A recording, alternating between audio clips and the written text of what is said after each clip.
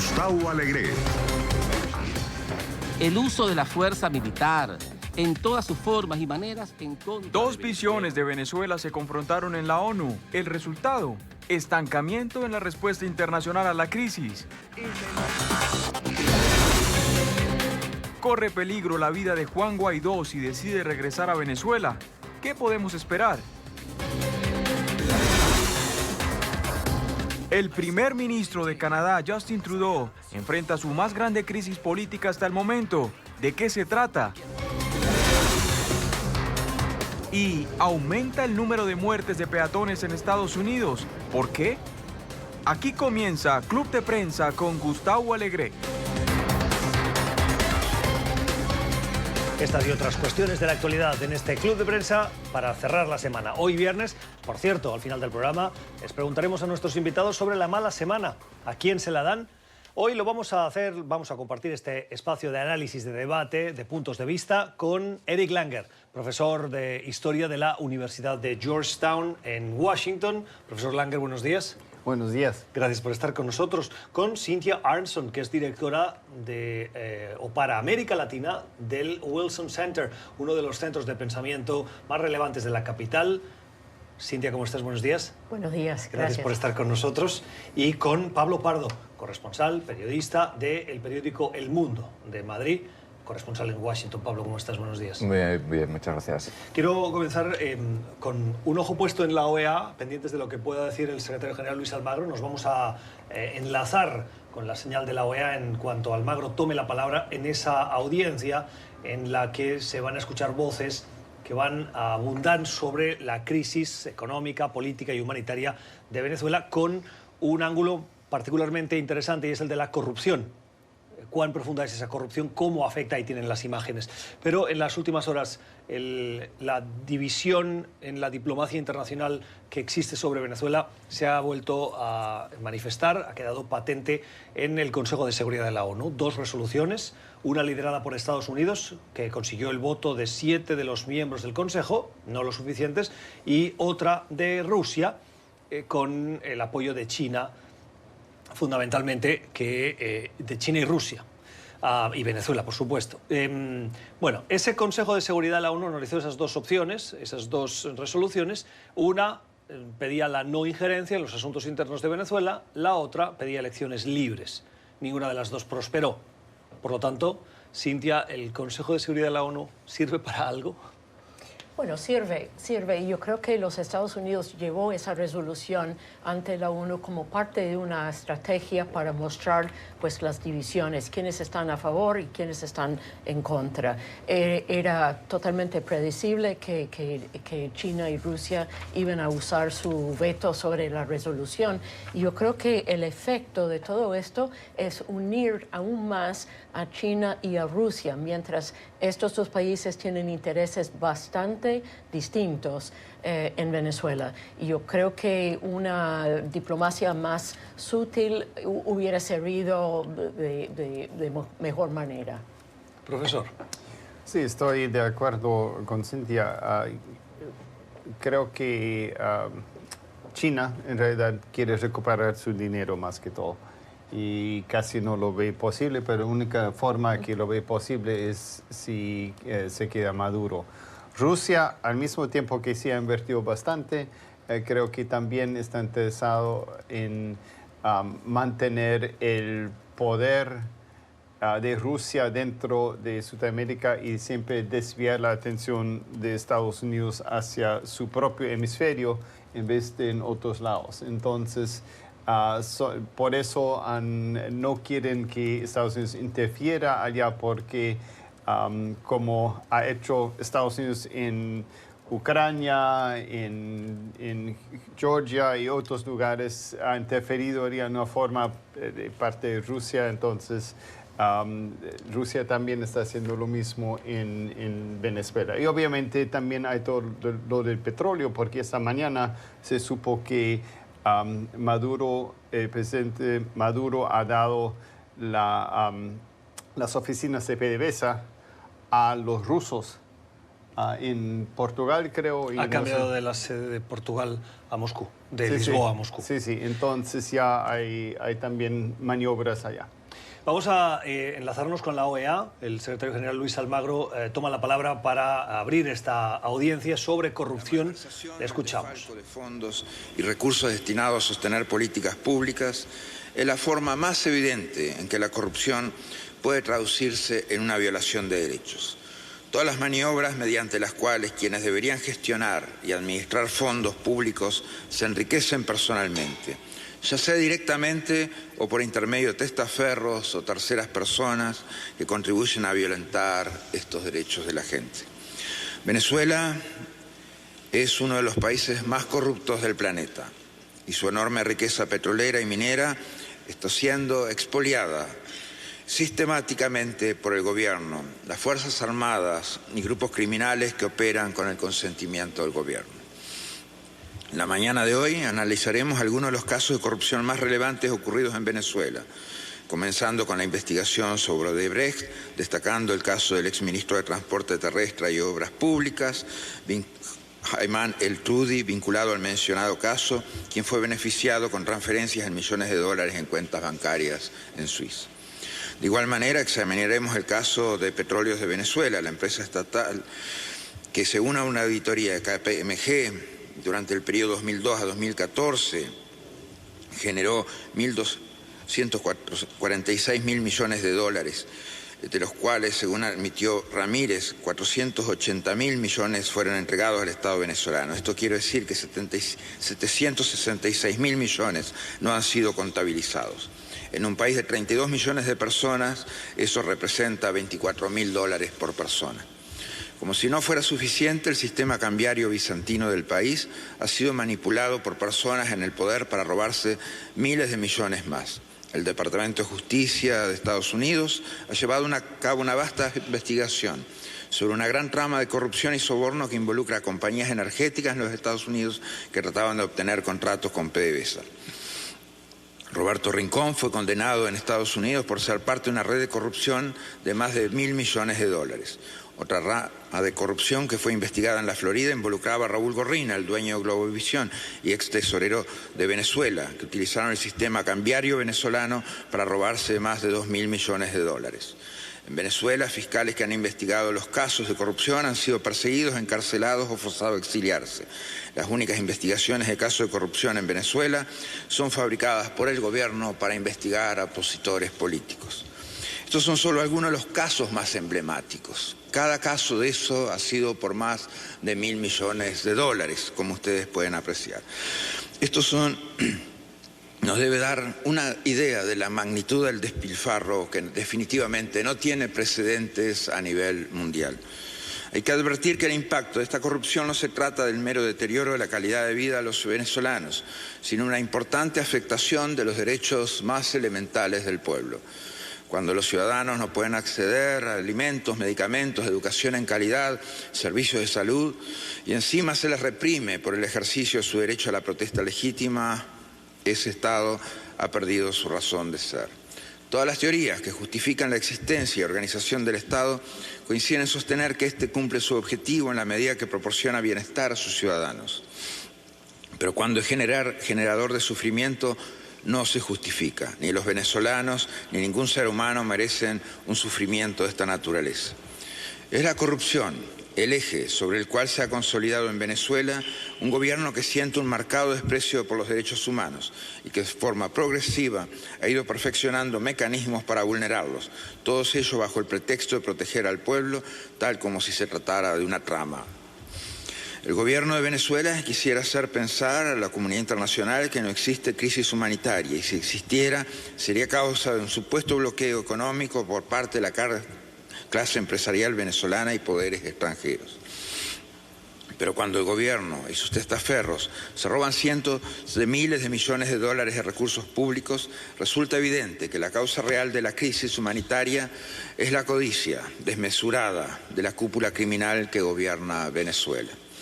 El resultado es la vulneración de los derechos fundamentales. Lo vemos en la situación alarmante, la falta de alimentos en el país.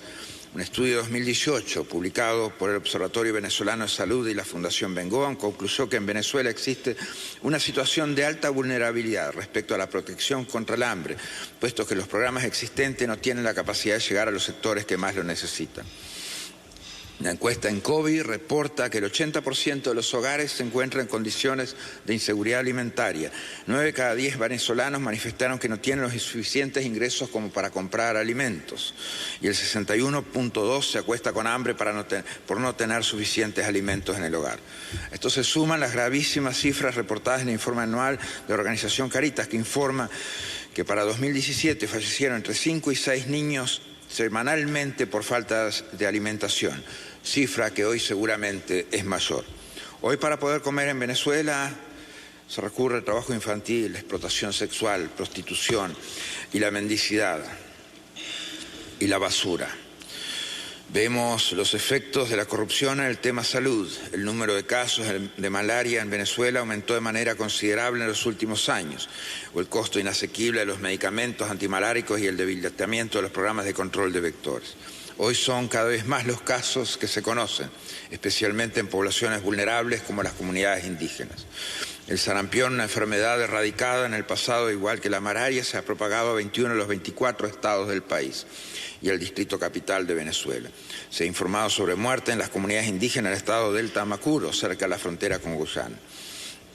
De acuerdo con el Programa Nacional contra la Infección por el VIH-Sida, 69.308 de los 79.467 pacientes con infección por el VIH registrados para recibir tratamiento antirretroviral no lo están recibiendo.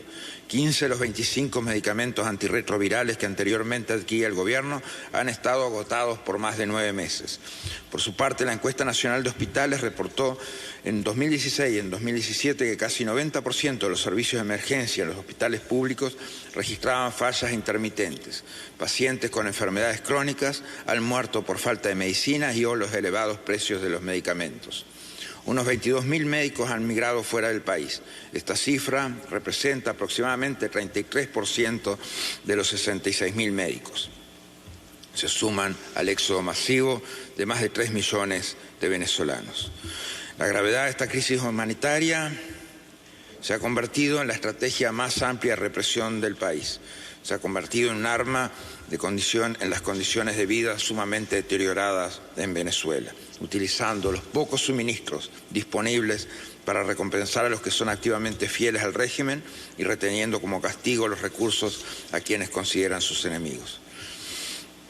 El régimen venezolano es el único responsable.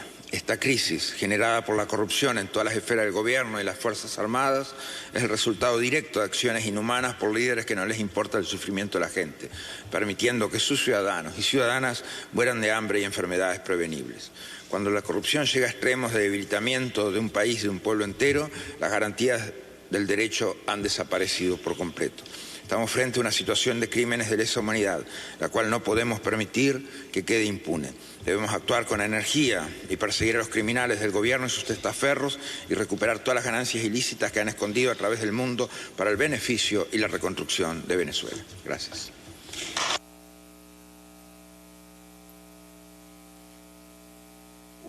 Debemos actuar con energía y perseguir a los criminales del gobierno y sus testaferros y recuperar todas las ganancias. Las palabras del secretario general de la Organización de Estados Americanos, Luis Almagro, en vivo en NTN 24, desde la OEA, donde se está llevando a cabo esta audiencia que durará hasta primera hora de la tarde sobre corrupción. Un Almagro que ha subrayado que Venezuela es uno de los países más corruptos del planeta y que su riqueza está siendo, ha dicho textualmente, expoliada por el gobierno y por personas próximas al gobierno, con la aquiescencia del gobierno que está derivando en una crisis humanitaria. Pablo, un primer comentario. Bueno, simplemente se ha limitado a decir lo que ya todos sabemos y lo que todos llevamos viendo desde hace mucho tiempo. No solamente es el petróleo, también es, como él se ha referido bien, el uso de la ayuda humanitaria como un instrumento político, digamos, que es Y además es una cosa que es bastante en la tradición de muchas dictaduras. Ahí sí que estamos hablando de dictaduras. Recordemos, por ejemplo, Etiopía en los años 80 sí que se utilizaba la ayuda humanitaria como un criterio fundamental para comprar y vender voluntades políticas. Vamos, yo creo que simplemente la situación de desintegración de Venezuela es bien conocida y no hay mucho que añadir. Precisamente con lo que estaban comentando antes mis compañeros, yo creo que ahora mismo en Venezuela lo que sí que hay es también un enfrentamiento entre bloques económicos y bloques políticos opuestos, ¿no? Que esto ha quedado... O sea, Venezuela ya no se trata solamente de Venezuela y de los venezolanos, sino de una pugna geopolítica o geoestratégica mucho más intensa. Es decir, cuando miramos, por ejemplo, en el Consejo de Seguridad de la ONU, lo que estábamos hablando antes, quienes han votado a favor de una o de otra resolución en favor del régimen de Maduro, no solamente han sido China y Rusia, sino también estados africanos que son casi clientes de China, Sudáfrica y Guinea Ecuatorial. Esto también... Guinea Ecuatorial se abstuvo. Perdón, se abstuvo, bien, pero vamos, digamos que en África China tiene una influencia absolutamente enorme y creciente, en gran medida por el desinterés de Estados Unidos y de la Unión Europea. Con lo cual, yo creo que además esto también demuestra que, digamos, que el proceso de reconocimiento de Guaidó como presidente de Venezuela entre la comunidad internacional parece haberse estancado, parece haberse parado. Y el régimen de Maduro pues, ha conseguido, digamos, atrincherarse de alguna manera de una forma que parece, al menos por el momento, efectiva. Y esto es muy interesante, el tema de la influencia china.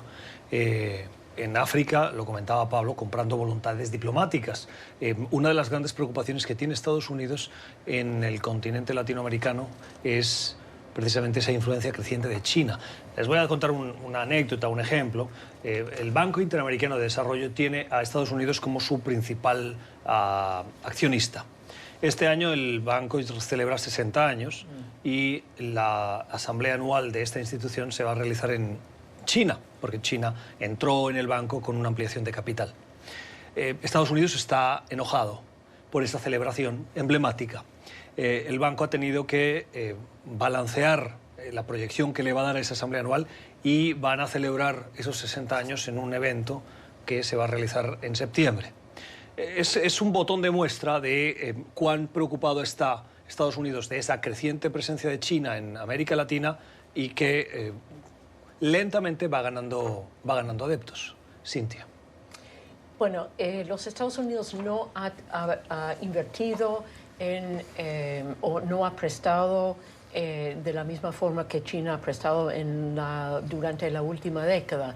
La gran historia de la primera década de los 2000 fue la compra por parte de China de los commodities de Brasil, Chile, Perú, Argentina, y ha vuelto como el primer socio comercial, pero otro lado de la moneda son los préstamos y las inversiones chinas, y francamente los Estados Unidos y la comunidad europea no ha sido presente de la misma forma. Yo creo que para la mayoría de los países de la región, China representa una oportunidad de conseguir recursos para infraestructura, para proyectos de desarrollo, y China está ahí feliz de prestar. Entonces, si los Estados Unidos quiere condenar ese nuevo imperialismo, entre comillas, tiene que entrar con algo semejante, creo yo. Profesor, y luego Pablo. Bueno, en realidad quiero volver al problema de la corrupción, si puedo, en Venezuela. Y es que Chávez fue el que montó eso, porque en realidad lo que hizo es, especialmente con los militares, decía, bueno, pueden robar, bueno, para simplificar, pueden robar un poquito, así hay mucho petróleo, todo eso no hay problema. Y después, pues, si ellos entonces iban en contra, él los podía meter preso, como pasó con el general Baduel y otros. Entonces, es ya sistemático, es desde el principio, ya hace 20 años es así, no es que simplemente empieza con Maduro, entonces hay que tomar eso en cuenta. A tal efecto que, por ejemplo, ya te he contado que anteayer murió mi cuñada por falta de medicina que vivía en Maracaibo y por eso murió. Es terrible. Y este caso que me afecta a mí personalmente es muy, muy común entre muchos venezolanos, solamente un caso entre muchísimos.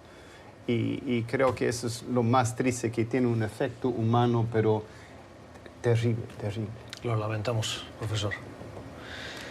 Sí, no, una cosa que quería comentar con esto de la influencia china, a mí me da la impresión, mirando desde fuera y sin ser ningún experto como mis compañeros del debate, que en el caso de Venezuela, Rusia parece tener un compromiso mucho más político y China parece tener un compromiso con el régimen mucho más, digamos, financiero o económico. Yo recuerdo haber leído cosas, no sé si una de ellas era precisamente el Woodrow Wilson, diciendo que los chinos en los últimos tiempos han tratado de dar cobertura a sus inversiones en Venezuela para protegerse ante un posible colapso del régimen, etc.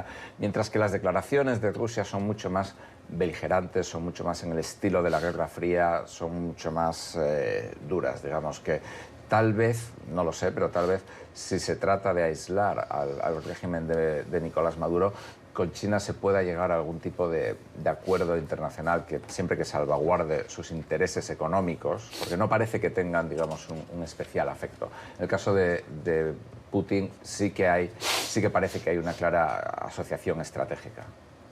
Al respecto de Venezuela, y antes de ir a la pausa y cerrar el tema, esta mañana está en Brasilia.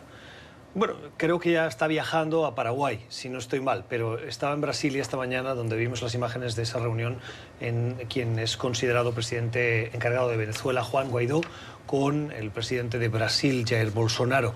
Una reunión que ayer nos decía un analista tenía que contribuir a poner un poquito más de luz sobre un posicionamiento que últimamente no ha sido del todo claro o tan contundente como, por ejemplo, lo es el de los países miembros del Grupo de Lima con respecto de Venezuela. ¿Es el de Brasil un juego que no ha tomado partido con contundencia? Yo creo que Brasil ha sido muy claro que está apoyando a Juan Guaidó, está muy en contra de una injerencia militar de Estados Unidos o de cualquier potencia o fuerza en Venezuela. Obviamente comparte una frontera muy grande con Venezuela, donde justamente se produjeron varios muertos el fin de semana pasado con la entrada o el intento de hacer entrar la ayuda humanitaria. Yo creo que Bolsonaro es parte del consenso regional del Grupo de Lima para buscar elecciones libres y una transición democrática en Venezuela. Sí, Brasil juega un papel muy interesante porque quiere ser el poder dentro de Sudamérica y con eso de alguna forma está compitiendo con Estados Unidos, aunque digamos ideológicamente Bolsonaro y Trump están bastante cerca en términos geopolíticos. Lo que Brasil quiere evitar es la intervención militar de Estados Unidos, mientras que sospecho, aunque no sé, no he hablado con el presidente Duque, pero en Colombia están mucho más a favor de una posible intervención, lo que Bolsonaro está en contra justamente porque quiere mantener su influencia en el continente que se ha ganado en los últimos 20 años. Cerramos, Pablo. Sí, yo creo que, vamos, ideológicamente yo creo que Bolsonaro está claramente alineado con el presidente Donald Trump y que no oculte, digamos, su rechazo hacia el régimen de Nicolás Maduro. Pero efectivamente, digamos, a la hora de hablar de una intervención militar, yo creo que en general, en toda América Latina, la idea de una intervención militar de Estados Unidos levanta ampollas. No solo en América Latina, en Europa. En Europa también, pero estamos hablando de los países de la región que tienen mucha más influencia. En Europa, por supuesto. Pero es decir, los latinoamericanos siempre han tenido una actitud bastante cauta hacia Venezuela. Ahora mismo, digamos, esa actitud es más clara, pero eso no incluye una intervención militar de ningún tipo. Vamos a hacer una pausa en nuestro club de prensa de hoy. Acabamos de conocer la lista de los 6 militares o exmilitares que están sancionados por el Departamento del Tesoro. El anuncio se ha producido hace minutos. Tendrán el desarrollo de esta información en NTN24 en los próximos boletines informativos. 6 militares o exmilitares vinculados a, dice el Departamento del Tesoro, a las acciones para prevenir la entrada de la ayuda humanitaria en Venezuela. Ya volvemos.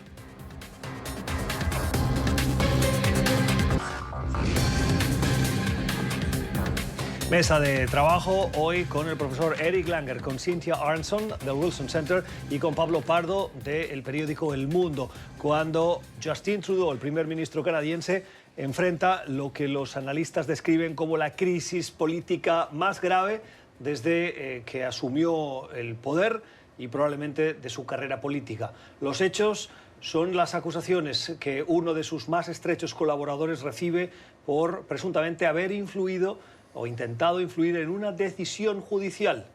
Dice Trudeau que eso no es cierto, piden la renuncia. Profesor. Sí, es un caso muy interesante porque Trudeau hasta ahora realmente ha sido como intocable, el hombre, la imagen joven, todo eso de Canadá transparente. Pero es interesante este caso que es más bien una acusación de su ex ministra de Justicia, Jody Wilson-Raybould, y lo interesante con eso es una de las primeras ministras indígenas también. Entonces eso tiene también mucha implicación. Ahora es una empresa quebecois de Quebec que está acusada y Trudeau obviamente es quebecois también. Entonces si hay influencias allá por los quebecois, entonces creo que también hay todo una cosa que es difícil ver, los que hablan los francófonos contra los anglófonos y todo eso, que hay que ver que quizás la implicación es que en Quebec hay más corrupción que en la parte anglófona y entonces es bastante complicado todo esto.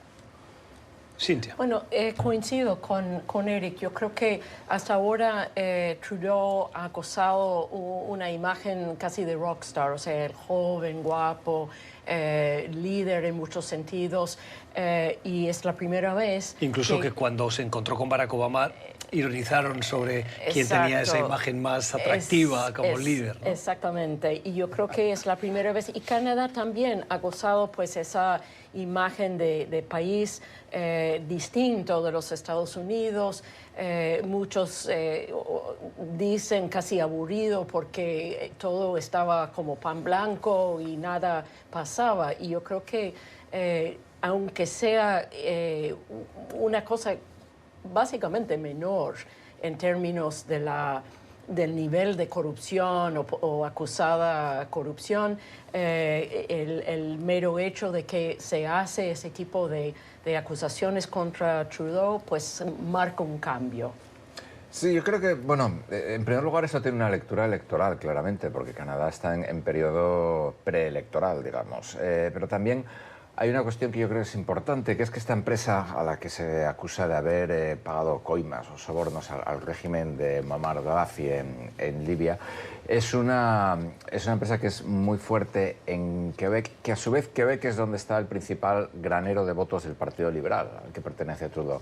Entonces, digamos, no es ya solamente entre francófonos y anglófonos, sino que, digamos, es incluso, al parecer, y según he visto, dentro de Quebec, las críticas a Trudeau por esta intervención son mucho menores que en otras partes del país, porque bueno, la gente quiere que apoyen a sus empresas, con lo cual digamos que es también una cuestión electoral muy potente y vuelvo a lo mismo, es decir, Trudeau en el último año y medio su popularidad en Canadá había caído, recordemos su catastrófico viaje a India, creo que fue el año pasado.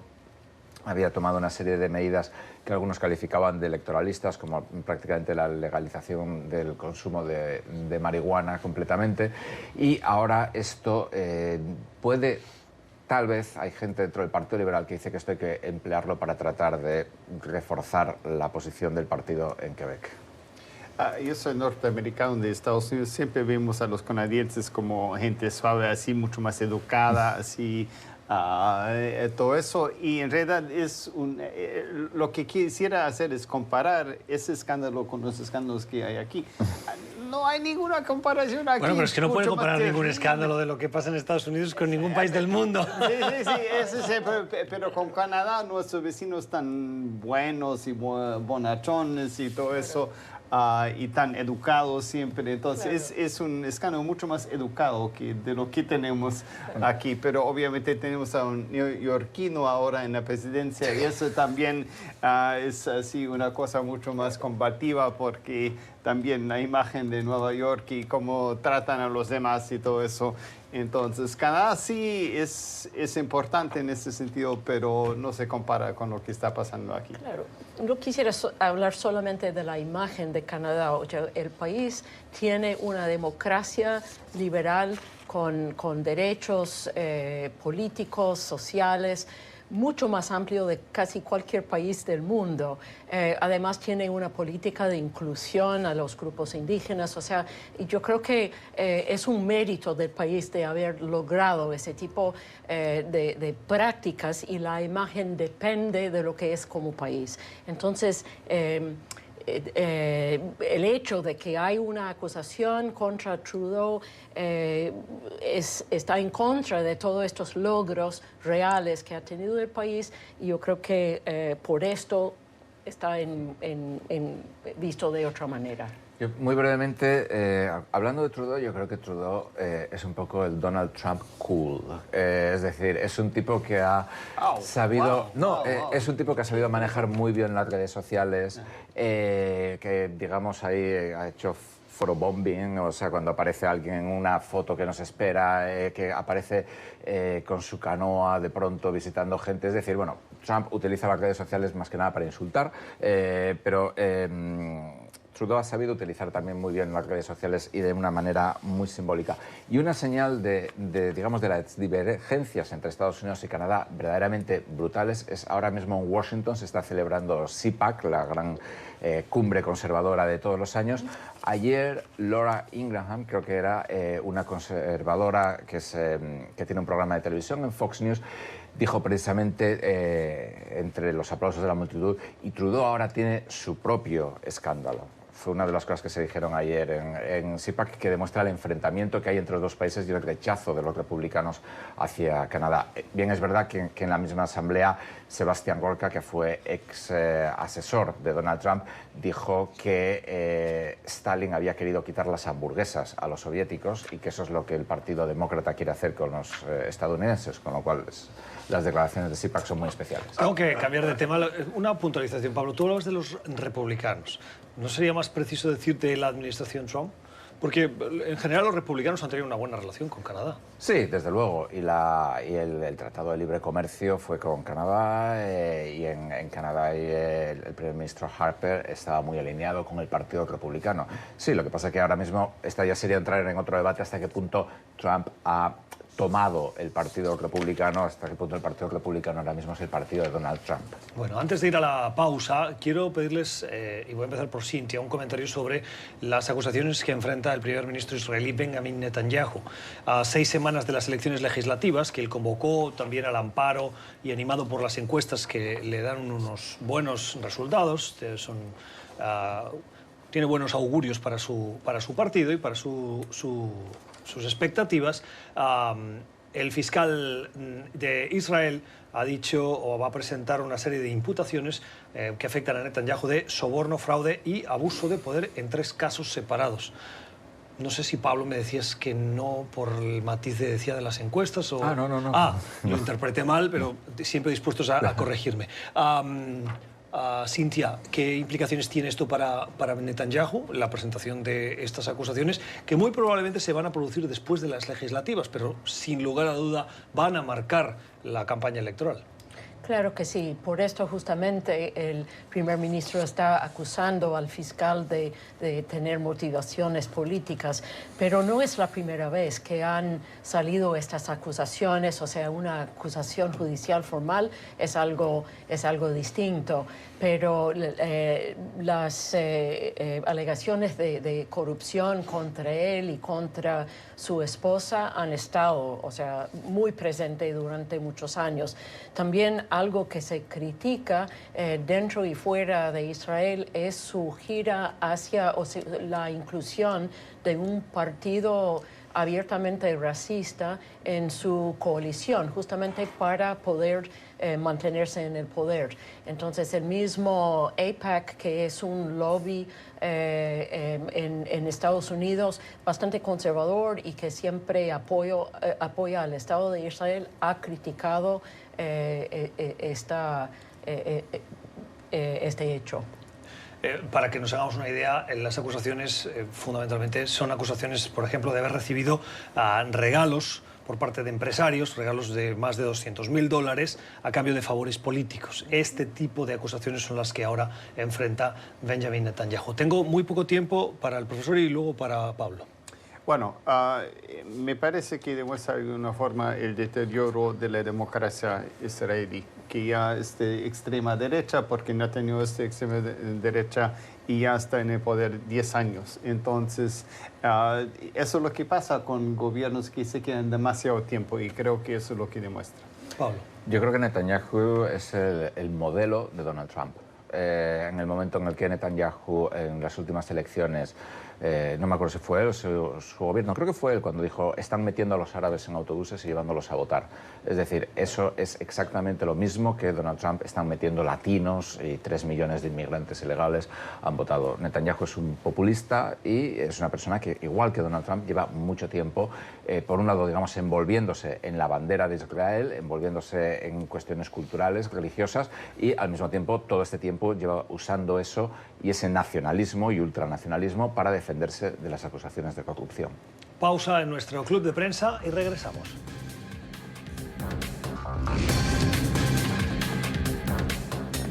La polarización política en Estados Unidos tiene la plasmación en muchas formas. Una de ellas es la violencia que se genera de quienes votan o piensan a favor de un determinado partido, republicano o demócrata, y que ejercen esa violencia, ese rechazo, ese odio contra el que piensa de manera distinta.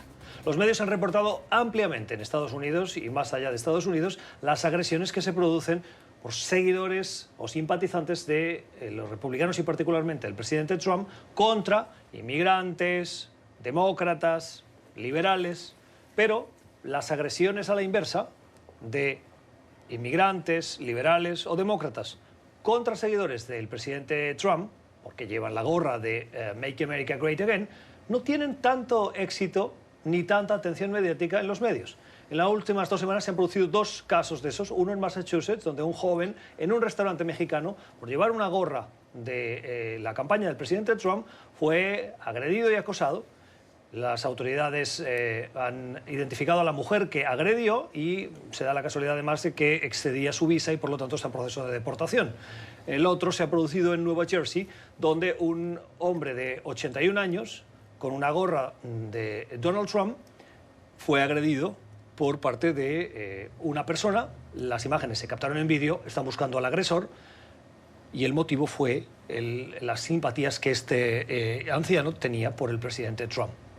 Les quiero preguntar 2 cosas. Una, ¿coinciden en esa falta de atención o de sensibilidad mediática de los medios a este tipo de agresiones las que sufren los seguidores del presidente Trump, si las comparamos a la inversa con las que los seguidores del presidente Trump ejercen contra otros colectivos?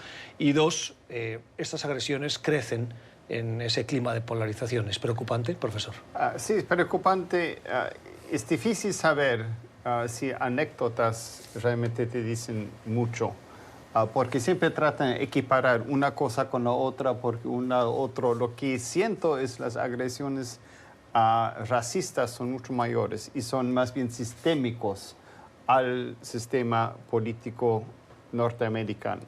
Mucho más que al revés, y además ir con una gorra así es como provocación también, especialmente en el restaurante mexicano y todo eso. Entonces, hay que saber mucho más que son anécdotas, porque no es lo mismo. Al mismo tiempo, no crean que aquí en Estados Unidos nos estamos así metiendo a golpes en todo el país y todo eso. Por lo general nos llevamos bien y no hay problema. Obviamente hay incidentes, pero la pregunta es cuánto es. Es como en las películas de Hollywood. ¿No? Que siempre mucha violencia, es como si nos estuviéramos matando en la calle todos, y no es así. Cintia.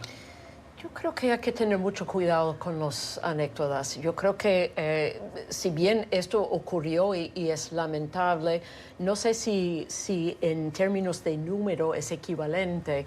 Por ejemplo, un centro de investigación que se llama el Southern Poverty Law Center, el Centro de Leyes del Sur de Estados Unidos, que durante muchos años ha mantenido cifras sobre los crímenes de odio en Estados Unidos, crímenes de odio contra la gente afroamericana, contra la gente gay, o sea, y esto ha crecido de forma abrumadora en la época de Trump. Y yo creo que hay que tener en cuenta que es el presidente que establece el tono del discurso político en el país. Y desde la campaña hasta ahora ha mantenido una retórica de división y de culpar y poner como chivos expiatorios a los migrantes y los latinos. Sí, yo una vez más estoy de acuerdo con mis contertulios, que hoy es casi peligroso que estemos tanto de acuerdo. Yo creo que por un lado no tenemos datos, no tenemos cifras para evaluar esto, si son más allá de anécdotas o no. Por otro lado, sí que creo que hay una cuestión clara, que es que Donald Trump ha incitado a la violencia. Donald Trump ha dicho de gente que protestaba en sus eventos que en los buenos viejos tiempos esa gente hubiera salido aquí en camilla. Los seguidores de Donald Trump en redes sociales, en foros de internet, en 4chan, en 8chan, hace poco, por ejemplo, estaban protestando porque en Estados Unidos se está debatiendo una ley federal para prohibir los linchamientos. Y había gente en 4chan y en 8chan. Hoy mismo en CIPAC, en el grupo conservador del que hablaba, Glenn Beck, un comentarista de radio, internet, televisión de Estados Unidos muy importante, ha dicho: las personas no somos iguales. Es decir, yo creo que hay que tener en cuenta también la diferencia en la actitud y en el liderazgo político. Cambio de asunto. Se ha conocido un interesante estudio que ofrece datos que ponen luz sobre una preocupante cuestión. El estudio es de la Asociación de Gobernadores para la Seguridad Vial y el informe estima que en el año 2018 6.227 peatones murieron en Estados Unidos por diversas causas, diversos accidentes. Esta es la cifra más alta en 28 años, es un 4% superior a la del año anterior y un 35% desde el año 2008. En 10 años ha aumentado un 35%. Las causas son varias: conductores distraídos o ebrios, más peatones que caminan a sus puestos de trabajo, más vehículos en las carreteras y sobre todo la preocupante extensión del uso del celular mientras se conduce, profesor. Sí, no cuando se conduce, sino también cuando se va caminando. Y creo que es todo eso, pero a mí me parece dos causas más importantes. Uno es la proliferación de los SUVs, camionetas, no sé cómo se diría. Y en segundo lugar, el uso, como decías, de los celulares. Pero están todos los conductores y yo veo a los conductores así manejando, más o menos manejando y tratando de hacer eso. Pero el problema también, y digo que yo trato de cuidarme, pero a veces estoy caminando y estoy distraído en también celular. También hay que tomar en cuenta a los biciclistas, que también voy a trabajo en bicicleta. Y ahora se suman los scooters eléctricos en las calles. Sí, Yo tengo que revelar, mucho cuidado con eso. Tengo que revelar que he tenido dos incidentes, uno por caminar con el celular y otro por utilizar el scooter eléctrico. Sí, sí. Uno de ellos me llevó a la sala de emergencias. ¿Ve? Entonces, sí, O sí, sea- sí. Entonces es muy complicado todo eso. Cintia. Sí, bueno, el incremento de los motoristas que son distraídos es bastante notable. Yo creo que el uso de los celulares debería de ser una parte importante de esto. Yo creo que desde el año 2008 el uso ha crecido muchísimo en este país, en otros países, y es absolutamente documentado que el uso del celular mientras uno está manejando reduce la atención a lo que está pasando en la calle. Además es curioso, ¿no? Yo creo que soy el más joven de esta mesa y yo añoro y recuerdo con nostalgia llegar a mi casa de adolescente y de joven y preguntar aquello de ¿me ha llamado alguien? O encontrar la libreta, te ha llamado tu abuelita. Exactamente. Y devolver la llamada. Lo Exacto. cual demuestra que la vida, estas cuestiones que a veces nos parecen importantes porque tenemos que contestar ese mensaje de Twitter o de Facebook o de WhatsApp, todo es perentorio y en la historia de la humanidad eso no era inmediato. Uno puede vivir sin celular. Yo recomiendo salir a cenar sin celular. Exacto. Eso es un ejercicio que uno descubre una dimensión. Pablo, cerramos. Sí, no, yo quiero hacer un llamamiento. Si alguno de nuestros televidentes es capaz de romper mi adicción con esto, que me contacte por Twitter, por ejemplo, y que me lo diga, porque yo me paso 6 horas al día colgado del teléfono móvil. Sí que creo que también hay algunas cosas, que es que hay muchos más vehículos en la calle ahora mismo. Uber, Lyft, etcétera, han multiplicado el número de vehículos. Y luego también es cierto que mucha gente que anda en bicicleta, no el profesor, por supuesto, pero sí otros, son un peligro público, al menos en Washington. Sí, sí, a mí no sí, me, sí, a mí no me ha verdad. matado un tipo en bicicleta ahora cuando venía al programa, de milagro. Son muy agresivos. Vamos a una pausa y al regreso, la mala semana.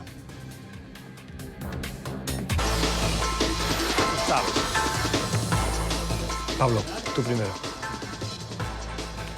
Tiempo para la mala semana. ¿A quién se la dan nuestros invitados? Pablo.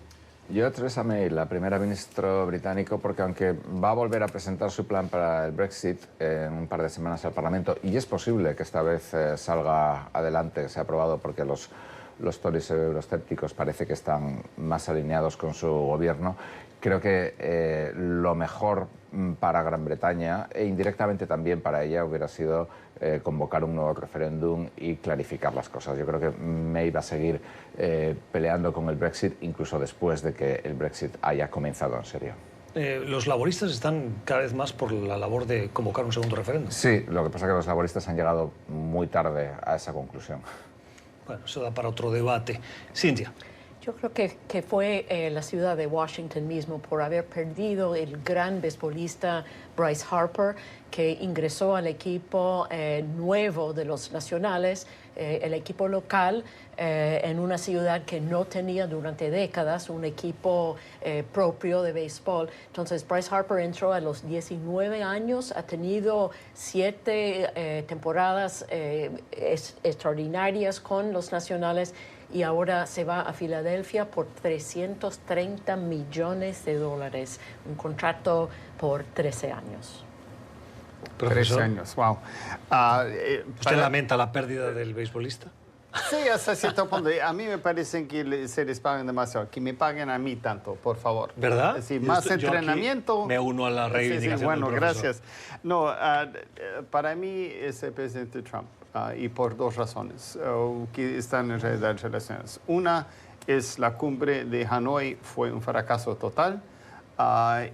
Pero al mismo tiempo, cuando él quiso mostrar que era diplomático y cuando todavía más o menos andaba bien, más bien, ¿qué estaba en la pantalla? Estaba su ex abogado, Michael Cohen, hablando pestes sobre él. Entonces, yo de lejos me parece que tuvo la peor semana esta semana.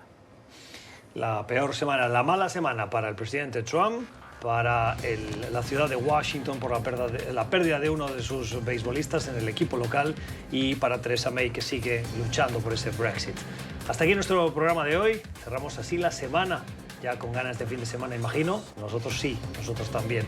Les deseamos que tengan un feliz fin de semana. Gracias por escogernos, gracias por habernos acompañado hoy con sus comentarios. Volvemos el lunes. Que descansen.